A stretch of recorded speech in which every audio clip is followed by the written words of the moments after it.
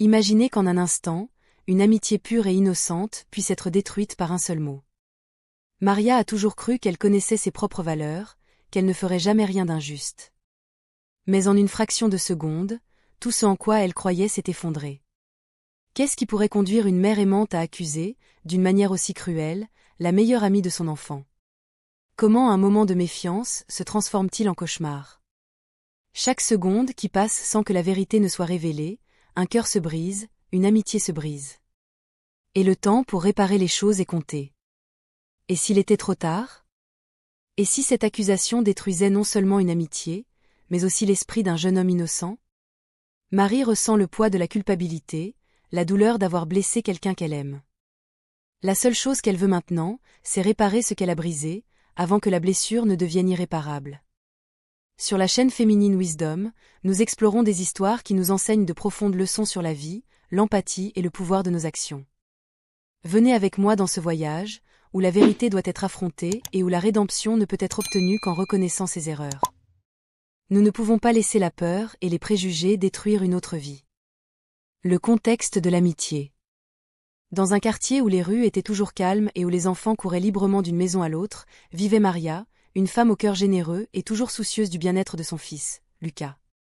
Lucas, un garçon de 10 ans, était connu pour son sourire contagieux et l'énergie qu'il apportait partout. Il avait beaucoup d'amis, mais parmi tous, Thiago était spécial. Thiago était un garçon à la peau foncée, aux yeux brillants et aux manières timides qui conquérait tout le monde autour de lui. Lui et Lucas sont devenus inséparables dès le premier jour d'école. Ils ont tout partagé, des jeux, des secrets, des rires et même le rêve de construire un jour une cabane dans les arbres ensemble. Pour Lucas, Thiago était plus qu'un ami, c'était un frère dans l'âme. Chez Maria, Thiago était toujours le bienvenu. Elle voyait en lui un garçon poli et doux, qui traitait tout le monde avec respect. Leurs rires ont rempli la maison de vie, apportant une joie qui a réchauffé le cœur de Marie. Elle s'est toujours sentie en sécurité en sachant que Lucas avait un ami aussi loyal et fidèle que Thiago. Mais cet après-midi-là, alors qu'elle préparait le dîner et les écoutait jouer dans le salon, Maria n'imaginait pas que tout changerait en quelques secondes. Ce qui semblait être une autre journée ordinaire était sur le point de se transformer en un événement qui mettrait à l'épreuve ses croyances et révélerait des vérités qu'elle n'aurait jamais imaginé affronter. Le conflit, l'accusation. Pendant que Maria s'affairait dans la cuisine, le bruit joyeux des jeux de Lucas et Thiago dans le salon remplissait la maison. Mais soudain, un bruit aigu et inattendu interrompit l'harmonie. Quelque chose était tombé au sol avec un bruit sourd, et en un instant, l'énergie lumineuse circulant dans la pièce s'est dissipée. Maria a couru dans le salon, inquiète, et quand elle est arrivée, elle a trouvé son portefeuille ouvert sur le sol, avec quelques billets d'argent éparpillés. Pendant un instant, le silence s'empara de la pièce. Maria regarda la scène, le cœur battant. Sans hésiter, son regard se fixa sur Thiago. Il se tenait là, les yeux écarquillés, visiblement effrayé. Maria sentit une vague de méfiance envahir sa poitrine, et avant qu'elle ne puisse se contenir, les mots sortirent de sa bouche, vifs et douloureux. « Thiago, qu'as-tu fait? Pourquoi avez-vous pris l'argent » L'accusation résonna dans la pièce, chargée d'une froideur que Maria ne reconnut pas en elle-même.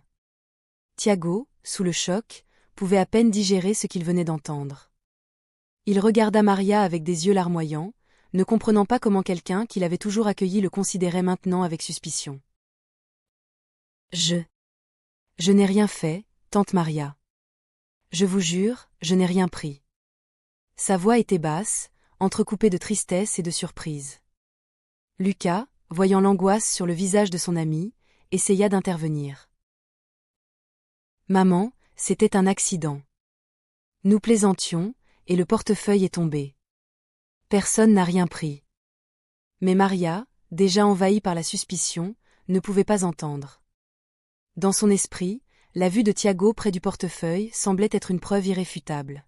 « Je ne m'attendais pas à cela de ta part, Thiago, » dit Maria avec une dureté qui fit reculer le garçon.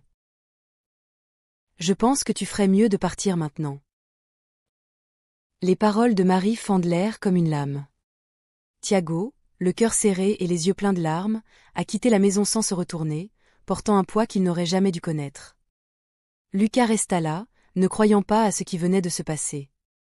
Sa mère, la personne en qui il avait le plus confiance, avait détruit leur amitié en quelques secondes, sur la base d'une supposition cruelle et sans fondement. Et Maria, ne se rendant pas compte des dégâts qu'elle avait causés, retourna à la cuisine, laissant derrière elle une pièce vide et 2 cœurs brisés. La prise de conscience, l'erreur de Maria. Les jours qui ont suivi l'accusation ont été marqués par un silence inconfortable dans la maison de Maria.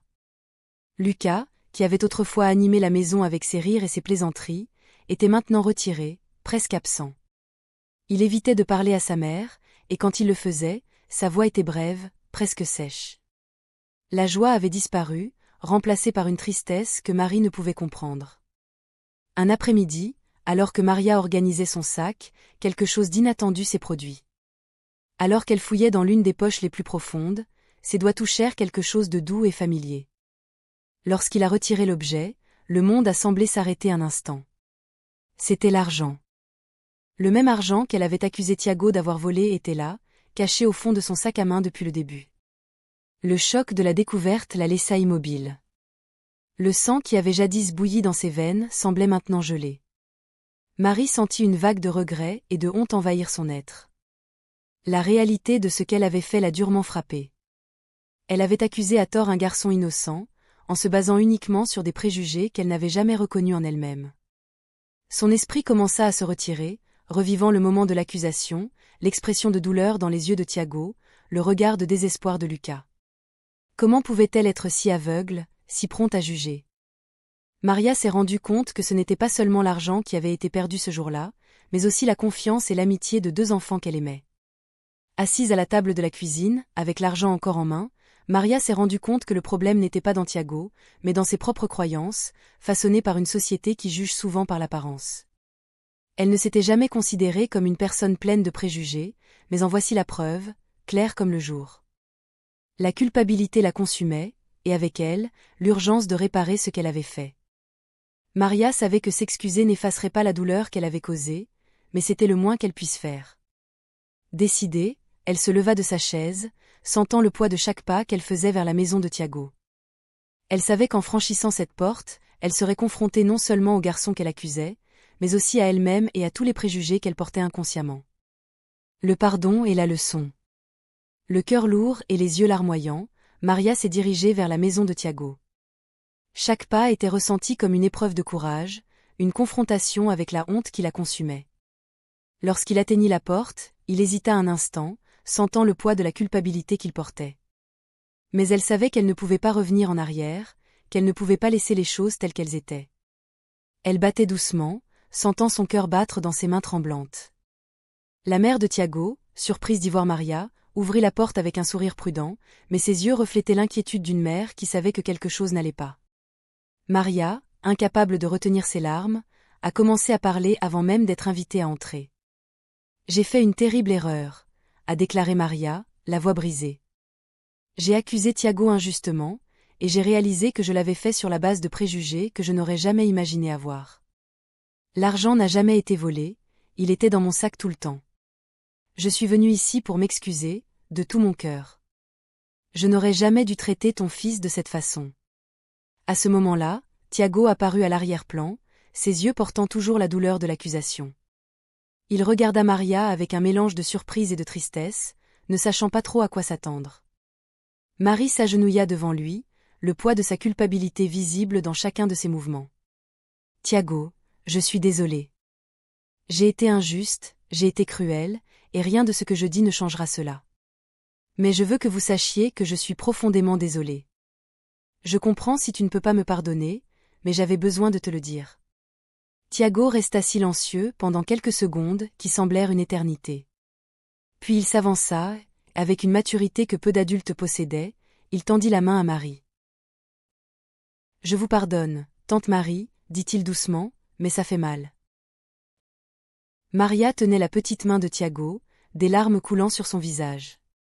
Le pardon de l'enfant, si simple et si sincère, lui a semblé une leçon d'humilité et d'humanité. Elle s'est rendue compte que le pardon n'était pas seulement une concession, mais un acte de guérison pour tous les deux. Au fil des jours, Maria s'est efforcée de reconstruire la confiance qu'elle avait brisée.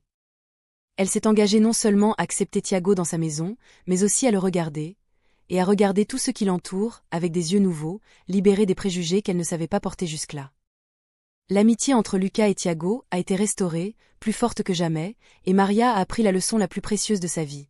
Que la vraie valeur d'une personne ne peut pas être mesurée par les apparences ou les suppositions, mais par ce qu'elle porte dans son cœur. C'est ainsi que, dans une maison autrefois divisée par la suspicion, une nouvelle compréhension s'est épanouie, fondée sur le respect et l'empathie. Marie a appris à ses dépens que nos suppositions peuvent blesser profondément ceux que nous aimons. La douleur qu'elle causait à Thiago et Lucas était comme un couteau tranchant, rompant les liens de confiance qui étaient autrefois si forts. Elle pensait protéger sa maison, mais elle a fini par détruire quelque chose de beaucoup plus précieux, l'innocence et la joie de 2 enfants. La vérité est que les préjugés peuvent se cacher là où nous nous y attendons le moins, même dans notre propre cœur. Et lorsque nous la laissons guider nos actions, les conséquences peuvent être dévastatrices. Marie vit maintenant avec la douleur du repentir, mais aussi avec l'espérance de reconstruire ce qui a été perdu. Mais la question qui se pose est la suivante. Comment éviter de tomber dans le piège des préjugés injustes? Comment protéger les personnes que nous aimons des erreurs que nous commettons sans nous en rendre compte? La solution à ces questions n'est pas simple, mais elle existe, et c'est ce dont nous parlerons dans la prochaine vidéo. Sur la chaîne Féminine Wisdom, nous plongeons profondément dans des histoires et des réflexions réelles qui touchent notre âme et nous apprennent à vivre avec plus d'empathie, de compréhension et d'amour. Si vous avez déjà ressenti le poids d'une erreur ou si vous voulez vous assurer de ne jamais en commettre une, c'est le moment d'agir. Abonnez-vous à la chaîne et regardez les prochaines vidéos et découvrez comment nous pouvons devenir des personnes meilleures, plus conscientes et vraiment sages dans nos choix. Ne laissez pas les préjugés détruire ce que vous appréciez le plus. Transformons la douleur en apprentissage ensemble et construisons une vie plus juste et compatissante.